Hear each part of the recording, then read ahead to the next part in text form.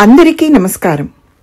కీర్తి కళానికేతన్ కళా సాంస్కృతిక సంస్థ హైదరాబాద్ వారు శ్రీ భాగవతుల కుటుంబరావు గారి రూపకల్పన దర్శకత్వంలో 1990 ప్రాంతంలో నిర్మించి అప్పట్లో హైదరాబాద్ దూరదర్శన్ ద్వారా ప్రసారం చేయబడి ప్రేక్షకుల మన్ననలను పొందిన ఎపిసోడ్ కానుక 2వ భాగం మీ ముందుంచడానికి సంతోషిస్తున్నాం.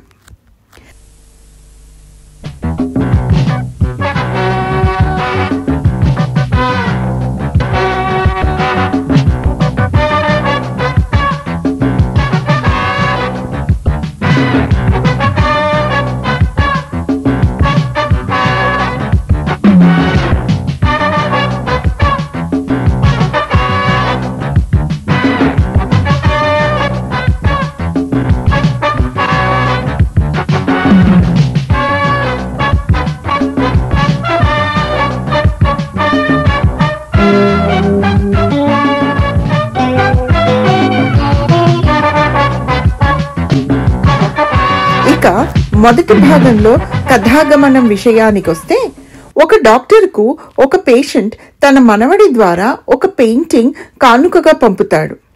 మానవతావాదంతో ఫీజు తీసుకొని ఆ డాక్టర్కు కృతజ్ఞతాభావంతో ఆ పేషెంట్ పంపిన కానుక ఆ పెయింటింగ్.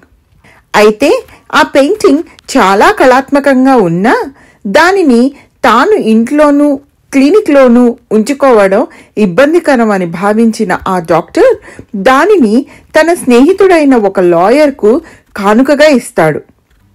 ఆ తర్వాత ఏం జరుగుతుందో చూద్దామా? మరి నేను వెళ్ళొస్తాను చంద్రకాంత్. అదేమిటి డాక్టర్, అంత త్వరగానా? రాక వచ్చారు, కాఫీ తీసుకెళ్ళండి. లేదు చంద్రకాంత్, ఇప్పటికే పేషెంట్లు వెయిట్ చేస్తూ ఉంటారు. మరోసారి తీరిగ్గా కలుస్తా. గోవిందయ్య గారు, చాలా అద్భుతంగా ఉంది కదా ఈ పెయింటింగ్. ఏమిటండి అలా ఆనందం దాగిన మొహం పెట్టారు? మీకు నచ్చలేదా? బాగానే ఉంది రండి. ఎందుకంత బలవంతంగా బాగుందంటారు? మీకు నచ్చబోతే నచ్చలేదని చెప్పండి. అబ్బే, ఒంటి మీద నూలు పోగైనా లేకుండా స్త్రీ బొమ్మ గీస్తే బాగుందని నా నోటితో ఎలా చెప్పగలని చెప్పండి. అదే మీ పాయింట్. మీరు పొరపడుతున్నారు గోవిందయ్య గారు. ఇక్కడ చూడాల్సింది చిత్రకారుడి ప్రతిభ. ఎంత సజీవంగా గీశాడు బొమ్మ, ఎంత చక్కటి కలర్ కాంబినేషన్స్. ఆ గీసే బొమ్మకి కాస్త బట్టలేస్తే ఆ చిత్రకారుడు సొమ్మేం పోయింది. పెయింట్ అయిపోతుందని కక్కుర్చిపడ్డాడో, బ్రష్ అరిగిపోతుందని వెనకాడాడు. అలా వక్ర దృష్టితో ఈ పెయింటింగ్ ఎందుకు చూడాలి? ప్రకృతి మాత బొమ్మనుకోవచ్చుగా.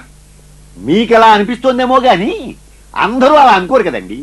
అందరి విషయం ఎందుకు, నా మటుకు నాకు అలా అనిపించడం లేదు. సరే, మిమ్మల్ని కన్విన్స్ చేయడం నా ఉద్దేశం కాదు. రేపు కోర్టులో వాదించబోయే కేసు తాలూకు పాయింట్స్ చెప్తాను, నోట్ చేసుకోండి. అలాగే. అవును, ఇంతకీ ఆ బొమ్మను ఏం చేస్తారు సార్? ఏం చేస్తాను? ఇంటికి తీసుకెళ్లి హాల్లో తగిలిస్తాను. ఏమిటి, ఇంటికి తీసుకెళ్తారా? అవును. అబ్బే, మరేం లేదు. మీ అమ్మగారు సనాతన కాలం మనిషి. పూజలు పునస్కారాలు వ్రతాలు జపాలు ఎక్కువ కదా. ఈ బొమ్మ కనుక చూస్తే మిమ్మల్ని కోపడటం విషయం అలా ఉంచి పాప పరిహారార్థం కాశీకి పోతారేమోనండి. నిజమే గోవిందయ్య గారు, మా అమ్మగారికి ఈ బొమ్మ నచ్చదు. ఇంటికి తీసుకెళ్ళడం అంత మంచిది కాదేమో. అదేనండి నా ఉద్దేశం కూడా.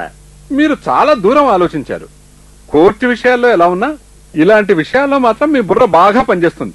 ఇంతకీ నన్ను తిడుతున్నారా పొగుడుతున్నారా? ఏదైతే ఏం గానీ ఈ పెయింటింగ్ ని మన ఆఫీస్లోనే ఉంచుదాం. అలా అన్నారు బాగుంది. ఏదైనా మూల తగిలిద్దాం. మూల తగిలించడం దేనికి? ఇక్కడే తగిలిద్దాం. ఇక్కడ సార్, మీ ఇష్టం. ఇదిగో అక్కడ తగిలించండి. సరే, మీకంత ఇబ్బందిగా ఉంటే నేనే తగిలిస్తాను.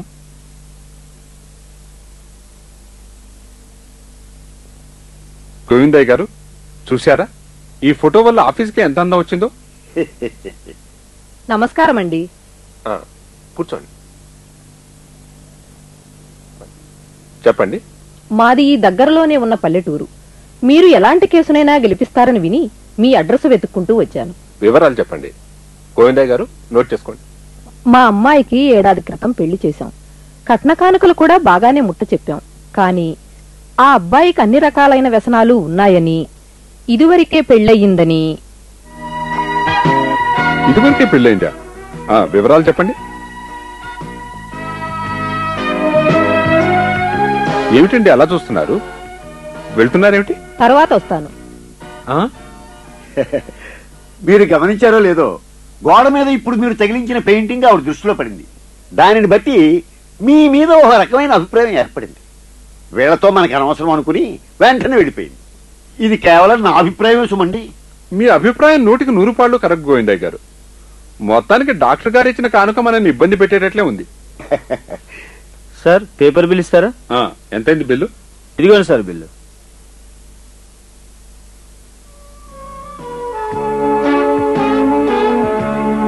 ఇదిగో.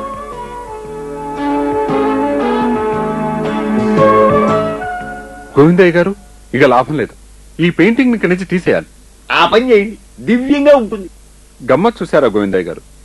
ఈ బొమ్మ నాకు చాలా నచ్చింది, కానీ ఉంచుకోలేను. ఎవరైనా ఏమన్నా అనుకుంటారేమో అన్న హిపోక్రసీ కోసం ఈ కళాఖండాన్ని నేను వదులుకోక తప్పదు. బాధపడకండి అయ్యా.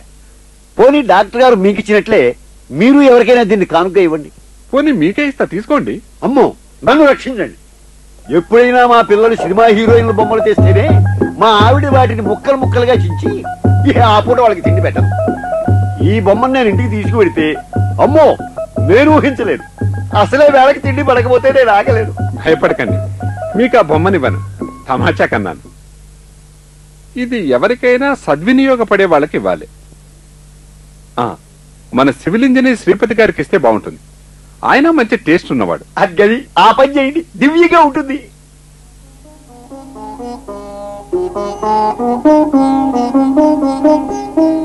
సార్, ఇక్కడికి తీసుకొచ్చాను సార్. గుడ్. వారం రోజుల నుంచి మీ అమ్మగారు ఈ సినిమా చూడాలని ఒకటే గొడవయ్యా. త్వరగా వెళ్ళండి సార్, అసలు టైటిల్స్ నుంచే బాగుంటుందిట. నిజమే, కానీ మీ అమ్మగారు అలంకరణ తొందరగా పూర్తి కావాలి కదా.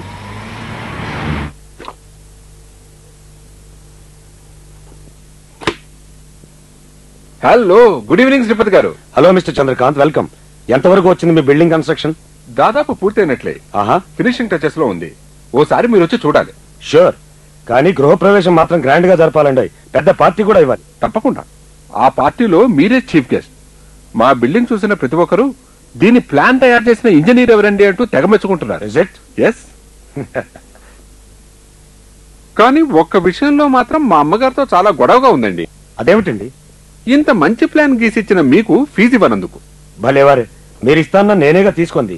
ఇదే విషయం అమ్మగారితో చాలా సార్లు చెప్పాను, కానీ ఆవిడ వినిపించుకుంటేనా? ఫీజు ఇవ్వకపోయినా మనం గుర్తుండేలా ఓ చక్కని కానుక ఇవ్వమంటూ రోజు అరగంట సేపు పాఠం. అమ్మగారికి నా మీద ఆ మాత్రం అభిమానం ఉంది, అంతే చాలు. నాకే కానుకలు వద్దని చెప్పండి. లాభం లేదు. ఈ రోజు కోర్టు నుంచి వస్తూ నాకు దానిలో నచ్చిన ఈ పెయింటింగ్ కొన్నాను. మీరు తప్పక తీసుకోవాలి. మీరు నన్ను మరీ మొహమాట పెట్టేస్తున్నారు.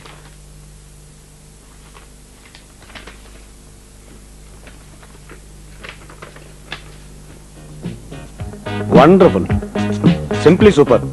చంద్రకాంత్ గారు నా అభిరుచికి తగ్గట్టుగా కొన్నారు. Thank you very much. ఏమోయ్ కరీం, ఎలా ఉందంటావు? బానే ఉంది సార్. గుడ్. కరీం మా కార్ డ్రైవర్, కాస్త టేస్ట్ ఉన్నవాడు. అతను కూడా సర్టిఫై చేశాడు కాబట్టి మా మెయిన్ హాల్లో పెట్టిస్తాను. అలా చేయండి, బాగుంటుంది. ఈ బొమ్మను పట్టుకుని కాస్త దూరంగా నిలబడు. లాంగ్ వ్యూలో ఎలా ఉందో చూద్దాం. అలాగే సార్. నా స్నేహితుడు మంచి హుషారైన మూడ్ లో ఉన్నాడు. ఇంకాసేపు నాలాగే ఆ బొమ్మను గురించి ఆలోచిస్తే మూడ్స్ మారే ప్రమాదం ఉంది. అంచేత వెంటనే ఇక్కడి నుంచి బయటపడడం మంచిది. కాస్త పక్కకి జరుగు. మరి నేను వస్తాను శ్రీపతి గారు. అరే ఉండండి, సారీ, మా పిచ్చిలో మిమ్మల్ని మర్చిపోయాం. కరీం, అయ్యగారి కూల్ డ్రింక్స్ తీసుకురా. నో ప్లీజ్ కరీం, వద్దు. ఓ అర్జెంట్ కేసు ఉంది. ఆఫీసులో నా కోసం క్లయింట్స్ వెయిట్ చేస్తూ ఉంటారు. మరోసారి వస్తాను కదండి.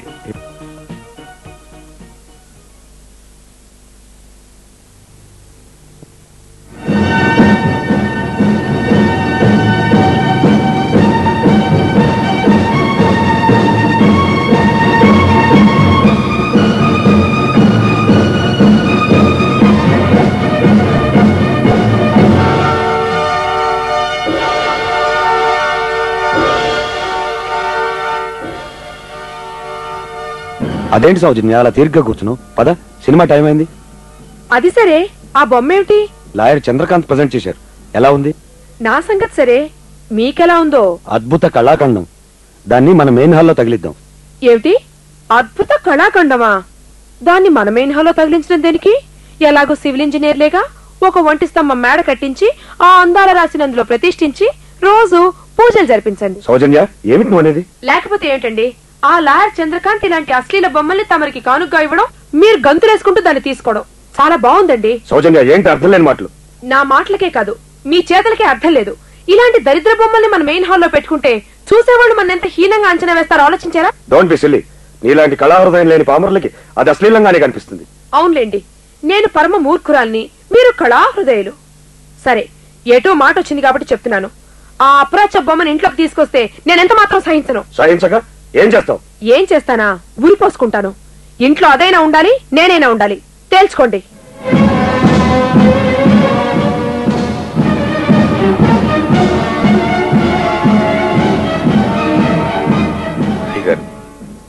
అమ్మగారికి ఎంత కోపం రావటం నేను ఇంతవరకు చూడలేదు. అవును, ఈ బొమ్మ చూసి మెచ్చుకుంటుంది అనుకున్నానే గాని ఇలా తప్పుగా అర్థం చేసుకుంటుంది అనుకోలే. మరి బొమ్మ సంగతి ఏం చేస్తారు? అదే ఆలోచిస్తున్నా. మీ అమ్మగారు చాలా పట్టుదల గల మనిషి. నేను మరీ మొండిగా ప్రవర్తిస్తే తను అనుకున్నంత చేస్తుందేమో అని. ఉద్దయ్ గారు, ఈ బొమ్మను అసలు లోపలికి తీసుకెళ్లొద్దు. అన్నట్టు నీకు ఈ బొమ్మ బాగా నచ్చిందన్నావు కదా? అవును సార్. నీ కళాహృదయానికి బహుమతిగా ఆ బొమ్మ నువ్వే తీసుకెళ్ళు.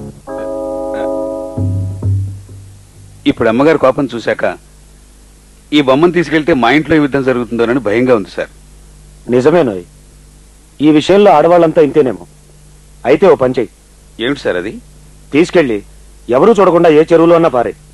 అలా చేస్తే వస్తుందయ్యా? చూడ్డానికి చాలా ఖరీదైన బొమ్మలా ఉంది. మీరు చూస్తుండండి, దీన్ని ఎక్కడైనా చిటికలు అమ్మేస్తాను. ఈ ఐడియా బాగుంది. అమ్మేసి ఆ డబ్బు నువ్వే ఉంచుకో. వెళ్ళు. అలాగేనయ్యా. చూడు, రేపు నువ్వు డ్యూటీకి రానక్కర్లా. ఎలాగైనా ముందు దాన్ని వదిలించుకురా. అలాగేనయ్యా. త్వరగా ఇంటికెళ్ళి నువ్వైనా సరదాగా మీ ఆవిడని తీసుకుని సినిమాకి వెళ్ళు. మంచిది సార్.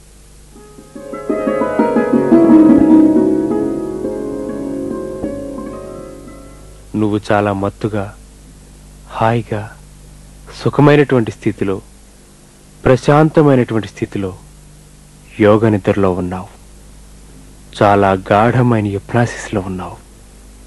నీకు రోజు రోజుకి త్రాగుడు మీద విపరీతమైనటువంటి అసహ్యం పెరిగిపోతుంది.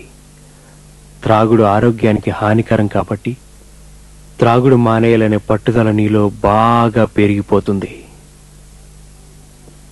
Good morning Jacob uncle. Good morning. Next. Good morning doctor. Hello Kiran, ఏమిటి ఇలా వచ్చావు? Good news sir. ఏమిటి? ఈ మధ్య మీకు ఈ బొమ్మ ఒకటి ప్రెజెంటేషన్ గా ఇచ్చాను కదా సార్. అవును.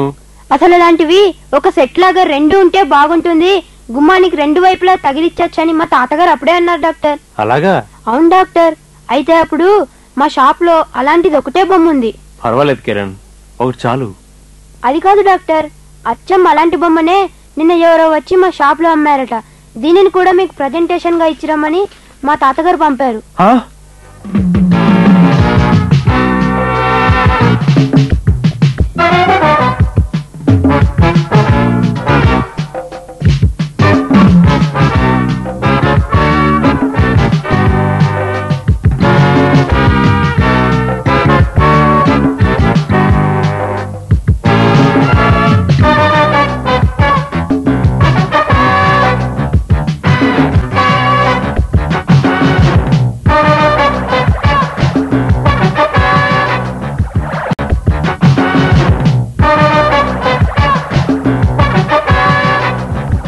ఈ షార్ట్ ఫిలిం నిర్మాణానికి సంబంధించి దీని దర్శకుడు భాగవతుల కుటుంబరావు గారి భావనలు త్వరలో.